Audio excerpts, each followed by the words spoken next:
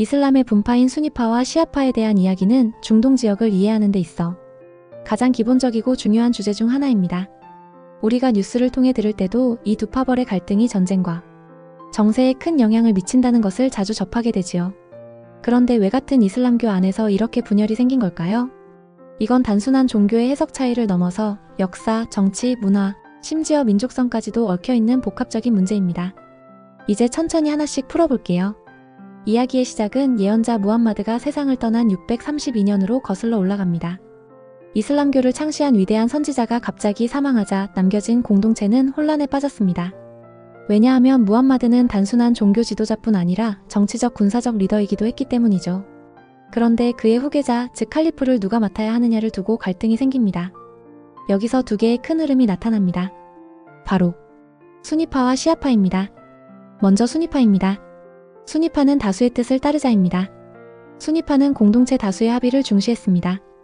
무함마드의 사촌이나 혈족보다는 그의 능력과 신앙심을 인정받은 인물이 후계자가 되어야 한다는 입장이었지요. 그래서 무함마드의 장인이자 가까운 동료였던 아부바크르를 첫 번째 칼리프로 선출하게 됩니다. 이후도 합의를 통해 다음 칼리프를 정하게 되는데 이 흐름을 정통 칼리프 시대라고 부릅니다. 수니파는 전체 이슬람 인구의 약 85에서 90%를 차지하는 다수파이며 사우디아라비아, 이집트, 터키, 요르단, 아랍에미리트 등 중동 대부분의 국가에서 주류를 이루고 있습니다.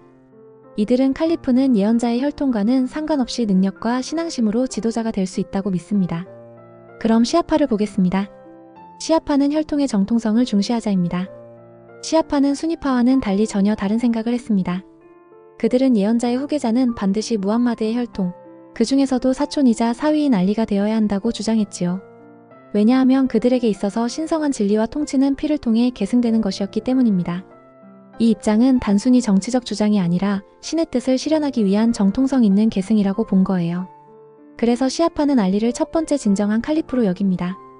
실제로 알리는 네 번째 칼리프로 즉위하지만 이후 내전과 암살로 비극적인 최후를 맞이하게 됩니다. 그리고 그의 아들인 후세인 역시 680년 카르발라 전투에서 순교하지요. 이 사건은 시아파에게 있어서 결정적인 슬픔과 단결의 역사적 기억이 됩니다. 매년 아슈라라는 날에 이를 애도하며 기념합니다. 오늘날 시아파는 이슬람 인구의 약 10에서 15% 정도를 차지하며 이란, 이라크, 바레인, 레바논의 일부, 예멘의 후티족 지역 등에서 강세를 보이고 있습니다. 특히 이란은 시아파 국가의 상징이기도 하지요. 신학적 차이도 존재합니다. 종교적 해석에서도 차이가 생깁니다. 수니파는 무함마드의 전통 순나와 꾸란을 기반으로 율법학자들이 공동으로 판단한 법 해석을 중요시합니다. 그래서 여러 법학파인 한발리, 샤피이, 말리키, 하나피가 존재합니다. 반면 시아파는 예언자의 피를 이은 이맘이라는 특별한 존재를 중시합니다. 이 이맘은 단순한 지도자가 아니라 신의 뜻을 대리하는 초월적 인물로 간주됩니다.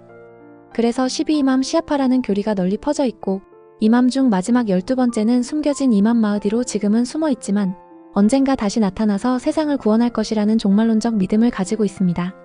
그래서 왜 갈등이 끊이지 않나요? 처음에는 단순한 후계자 다툼처럼 보였지만 수니파와 시아파의 갈등은 1000년 넘게 정치와 민족, 지리와 경제의 문제로 엮이면서 더 복잡해졌습니다. 예를 들어 시아파인 이란과 수니파인 사우디아라비아는 중동의 패권을 놓고 대리전쟁을 벌이고 있고 이라크 내전, 시리아 내전, 예멘 내전 등에서도 이종파 간 대립이 깊게 작용하고 있습니다. 결국 종교만의 문제라기보다는 종교를 바탕으로 한 권력과 정체성의 충돌이라고 할 수 있습니다. 수니파와 시아파는 한 뿌리에서 나왔지만 서로 다른 가지로 뻗어나간 형제 같은 존재입니다. 서로 너무 닮았기에 더 많이 싸운다는 말도 있지요. 하지만 역사를 돌아보면 때로는 이 두 집단이 평화롭게 공존했던 시기도 있었고 미래에도 그럴 수 있습니다. 그 열쇠는 단지 신학의 차이가 아니라 서로를 이해하고 존중하려는 태도에 달려 있을지도 모르지요.